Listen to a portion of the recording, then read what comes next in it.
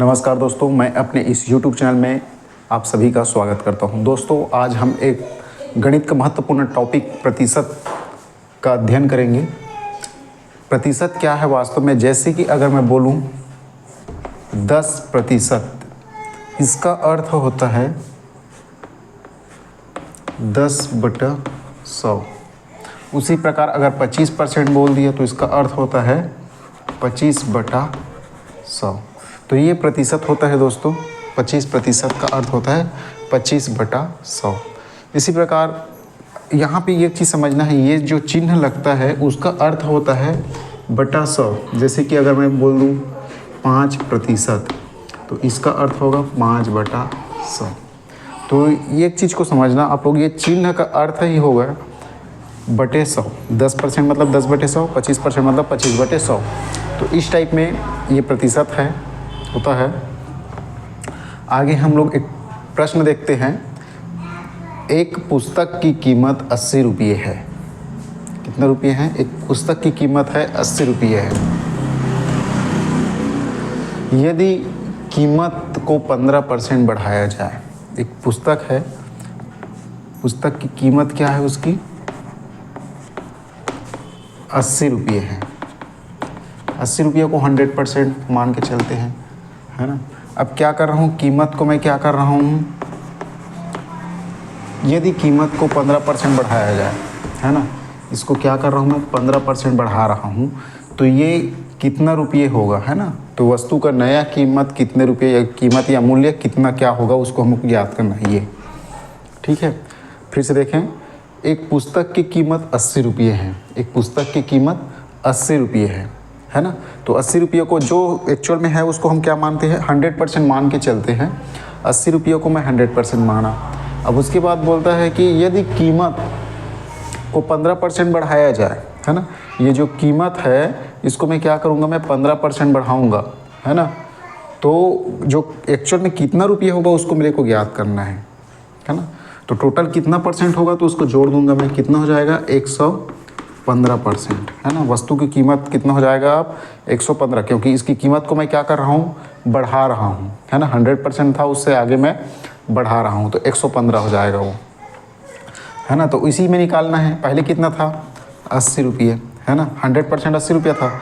अब लेकिन अब कितना परसेंट हो गया है वो, 100 नहीं 115% का 80%,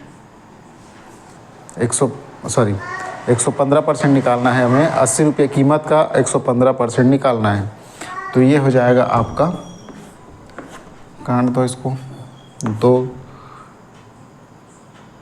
2 चौके 8 और 2 पंचे 10, 5 एकम 5, और ये हो जाएगा 5 दूनी 10, 5 तिया 15। तो कितना बचा, 23 गुणित 4, ये आपका आया 23 गुणित 4 बराबर 4 तिया 12 का 2, हासिल है 1, 3 4 दूनी 8 और 1 9, 92 रुपया। तो यहाँ पे वस्तु का अगर 15% बढ़ा दूंगा कीमत को, तो कितना हो जाएगा, उसका कीमत 92 रुपया हो जाएगा। पहले कितना था, 80 रुपया, लेकिन अगर उसकी कीमत को 15% बढ़ाऊंगा तो कितना हो जाएगा, 92 रुपया। तो दोस्तों, इस टाइप में क्वेश्चन अक्सर व्यापम या रेलवे के एग्ज़ाम में इस टाइप में क्वेश्चन बिल्कुल पूछा जाता है। बहुत इम्पोर्टेंट सवाल है ये, इसको ध्यान देना। इसी जस्ट अपोजिट हम लोग एक और सवाल देखेंगे कि अगर मैं कीमत को क्या करूँगा, घटा दूँगा। यहाँ पे बढ़ाया था, अब मैं क्या करूँगा, कीमत को घटाऊँगा, है ना। फिर से एक बार और देख लेते हैं अच्छे से। एक पुस्तक की कीमत 80 रुपये है ना। एक पुस्तक है जिसकी कीमत कितना है आपका, 80 रुपये। अब उस कीमत को 15% बढ़ा देते हैं। फिर से हमें ध्यान देना, किसी भी प्रश्न को समझना ज़्यादा, अगर हम प्रश्न को समझ गए तो 50% सवाल ऐसे ही बन जाता है। तो प्रश्न को पहले समझो, फिर उसको कैसे हल करना है उसको थोड़ा सा विधि जानो, तब ये बनता है सवाल गणित का।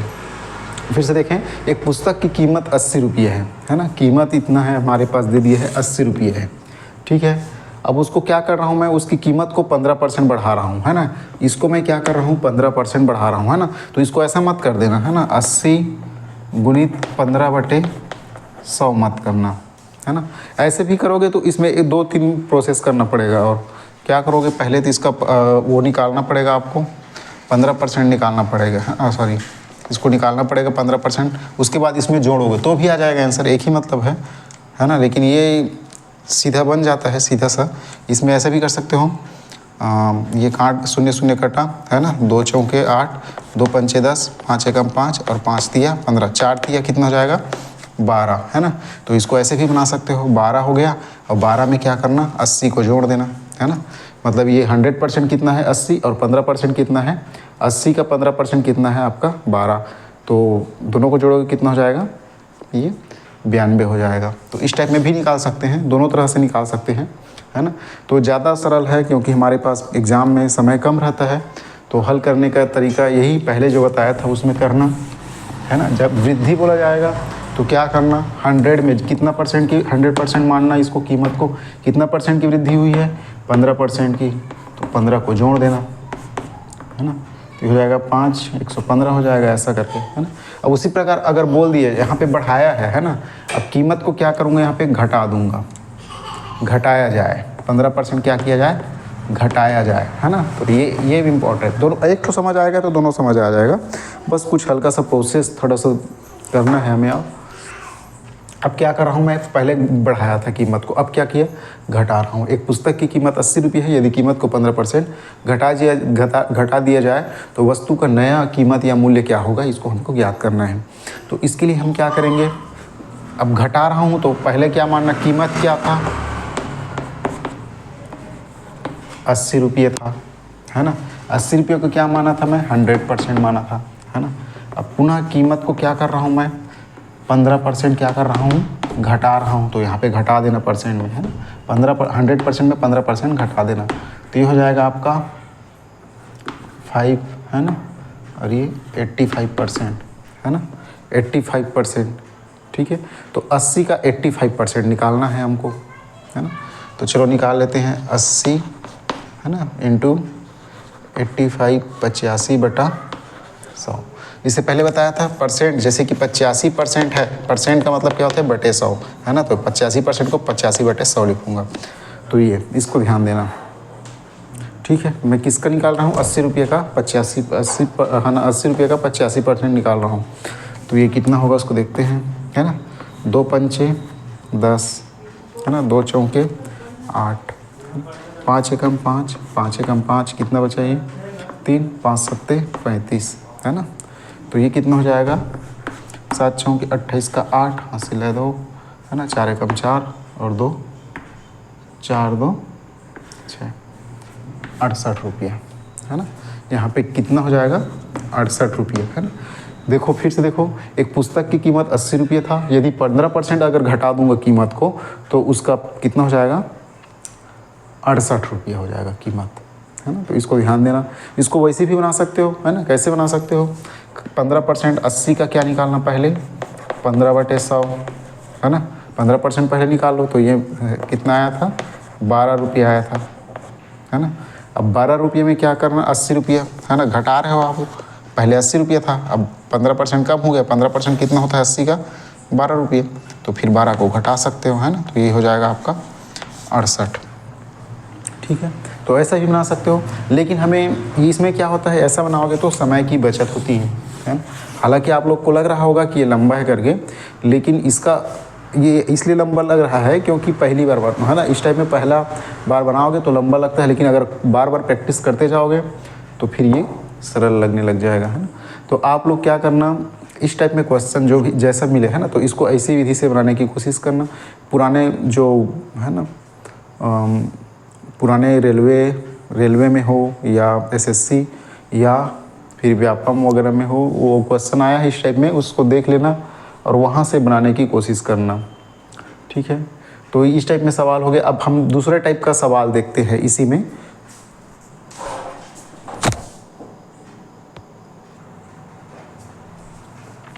अब हमारा दूसरा सवाल है, एक साइकिल की कीमत 1200 रुपये थी।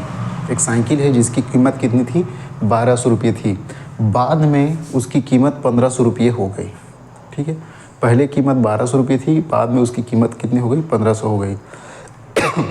इस प्रकार उसकी कीमत में कितने प्रतिशत की वृद्धि हुई। इससे पहले वाले सवाल में क्या था प्रतिशत वृद्धि को दिया रहता था, है ना। पहले इतना था, उसके बाद इतना प्रतिशत की वृद्धि कर दी, तो उसकी कीमत ज्ञात करना था, है ना। यहाँ पे कीमत को दे दिया है, अब उस कितना प्रतिशत की वृद्धि हुई है उसको हमको ज्ञात करना है। तो सबसे पहले देखो, है ना, हम क्या बोल रहे हैं, एक साइकिल की कीमत पहले कितनी थी, कीमत कितनी थी पहली, 1200 रुपये थी, है ना। बाद में उसकी कीमत कितनी हो गई, पहले ये पहले की कीमत है ना, और बाद में कीमत बाद में कितनी हो गई, 1500 हो गई, है ना। तो दोनों में कितना का वृद्धि हो रहा है, देखो पहले 1200 और ये 1500, तो 1500 में 1200 घटाओगे कितना हो जाएगा, 300 रुपये की वृद्धि हुई। कुल कितने की वृद्धि हुई, 300 रुपये की कुल वृद्धि, है ना। कुल वृद्धि कितना हुआ, 300 रुपये की, है ना। तो हमारा एक फार्मूला है यहाँ पे, इसको याद रखना पड़ेगा। प्रतिशत वृद्धि, हमें कितने प्रतिशत की वृद्धि हुई है उसको हमको ज्ञात करना है। तो प्रतिशत वृद्धि बराबर होता है ना, कीमत में कुल वृद्धि, है ना। कुल वृद्धि, कुल कितने की वृद्धि हुई है, 300 की, कुल, है ना। इसको इधर नीचे में लिख देता हूँ, 300 रुपये याद रखना, 300 की वृद्धि हुआ है ना, 300 की वृद्धि हुई है कीमत में, है ना। तो प्रतिशत वृद्धि, इसको याद रखना पड़ेगा आपको फार्मूला को। प्रतिशत वृद्धि बराबर होता है कुल वृद्धि गुणित 100 बटे प्रारंभिक कीमत, है ना। तो प्रारंभिक कीमत कितना है, प्रारंभिक कीमत या प्रारंभिक मान भी लिख सकते हो उसको, ठीक है। तो प्रतिशत वृद्धि, कुल वृद्धि कितना है, 300 गुणित 100 बटे प्रारंभिक मान कितना है इसका, 1200, है ना। तो आप कैलकुलेशन करो इसको, तो 0 0 कैंसिल हो जाएगा, 0 0 कैंसिल हो गया, है ना। अब 3 से कटेगा, 3 एकम 3, 3 शून्य 0, है ना, और 3 चौके 12, है ना। फिर से 4 से कटेगा, 4 एकम 4, 4 दूने 8 और 4 पंचे 20, तो कितना आया, 25%, है ना। 25% की वृद्धि हुई। तो इस टाइप में इसको हम निकालेंगे, यही आंसर इसका, 25% की वृद्धि हुई। ध्यान देना फिर से, एक साइकिल की कीमत 1200 रुपये थी, है ना। बाद में उसकी कीमत कितनी हो जाती है, 1500 रुपये हो जाती है, ठीक है। पहले 1200 थी, 1500, है ना। तो इस प्रकार दोनों में देखिए कितना कुल कितना की वृद्धि हो रही है, 300 की वृद्धि हो रही है, दोनों का डिफरेंस कितना है, 300, तो 300 की वृद्धि हो गई, है ना। इस प्रकार उसकी कीमत में कितने प्रतिशत की वृद्धि हुई, है ना, कितने प्रतिशत की वृद्धि हुई, है ना। प्रतिशत मतलब कि कीमत में वृद्धि हुई तो प्रतिशत में भी वृद्धि होगा, तो कितने प्रतिशत की वृद्धि हुई, तो उसको ज्ञात करने के लिए हमारे पास एक फार्मूला है, कुल वृद्धि, है ना। कुल प्रतिशत वृद्धि बराबर, है ना, सॉरी, प्रतिशत वृद्धि बराबर होता है कुल वृद्धि गुणित 100 बटे प्रारंभिक मान, है ना। तो कुल वृद्धि कहाँ से, दोनों का डिफरेंस ही कुल वृद्धि है ना, गुणित 100 बटे प्रारंभिक मान। प्रारंभिक मान ये पहले इतना था, है ना, अब वो इतना हो गया, तो ये प्रारंभिक मान को रख देना, है ना। कुल वृद्धि की जगह ये 300 रुपये, गुणित 100 का ये 100, है ना, और प्रारंभिक मान ये 1200 रुपये प्रारंभिक मान।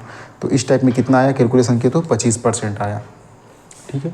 तो ये इस टाइप में सवाल है, इसी को हम उलट दें, है ना। अब कमी के आधार पे देखें, तो ये भी इसी सवाल को देख लेते हैं, है ना। पहले कितना था इसका कीमत, मान के चलो अब 1500 था, बाद में कितना हो गया ये 1200, है ना। तो इसमें क्या हो रहा है, प्रतिशत में कमी हो रहा है, क्या हो रहा है, प्रतिशत में कमी हो रहा है ना। तो कितने प्रतिशत की कमी हुई इसको हमको ज्ञात करना है। फिर से देखो, एक साइकिल की कीमत 1500 रुपये थी पहले, उसके बाद क्या होगा, उसकी कीमत 1200 रुपये हो गई। मतलब देखो पहले 1500 थी, अब 1200 की, मतलब कीमत में क्या हो रही है, कमी हो रही है ना। तो कितने प्रतिशत की कमी हुई है उसको हमको निकालना है ना। तो ये तो दोनों में डिफरेंस देखो, कितना की कमी हो रही है ना। 1500 में 1200 घटाओगे कितना आएगा, 300 रुपये की कमी, है ना। कीमत में देखें तो 300 रुपये की कमी हो रही है ना, लेकिन हमें क्या निकालना है, प्रतिशत कमी को निकालना है ना। तो ये भी फार्मूला वैसी है, प्रतिशत कमी, उसमें प्रतिशत वृद्धि था, इसमें प्रतिशत, है ना, प्रतिशत या ऐसी चिन्ह पर लगा सकते हो, प्रतिशत कमी बराबर होता है कुल कमी, उसमें कुल वृद्धि था, ध्यान देना, वृद्धि इसमें क्या होता है, कुल कमी, इसके पहले वाले सवाल में कुल वृद्धि था, गुणित 100, इसमें भी प्रारंभिक मान बटे प्रारंभिक मान। ठीक है, क्या है बटे प्रारंभिक मान। ठीक है, तो फिर देखते हैं कुल कमी कितना हो गया 300 रुपये की, है ना, गुणित 100। प्रारंभिक मान कितना है इसका 1500, है ना। कटाइए, 0 0 कैंसिल, ये 0 0 कैंसिल, है ना।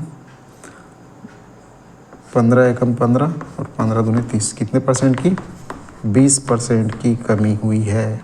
ध्यान देना, वृद्धि में देखें इसी को अगर अदला बदली किया तो 25% आया था, लेकिन अगर इसको बदल दें और कभी देखें तो कितना आता है ये 20% की कमी आई, है ना। तो इस टाइप में सवाल बिल्कुल पूछा जाता है, ध्यान देना, बहुत इम्पोर्टेंट सवाल है ये, प्रतिशत से संबंधित है। ऐसा सवाल अक्सर, है ना, कितना सरल सवाल है ना, लेकिन जब, है ना, एग्ज़ाम में आता है तो कई बार हम इस छोटे छोटे सवाल को ध्यान नहीं देते और छोड़ देते हैं। तो एग्ज़ाम में आता है ऐसा सवाल, ध्यान देना इसको, है ना, ये बहुत ही सरल सवाल है। ऐसा सवाल आप लोगों से बनना चाहिए। आगे हम अगला सवाल देखेंगे नेक्स्ट वीडियो में। धन्यवाद दोस्तों।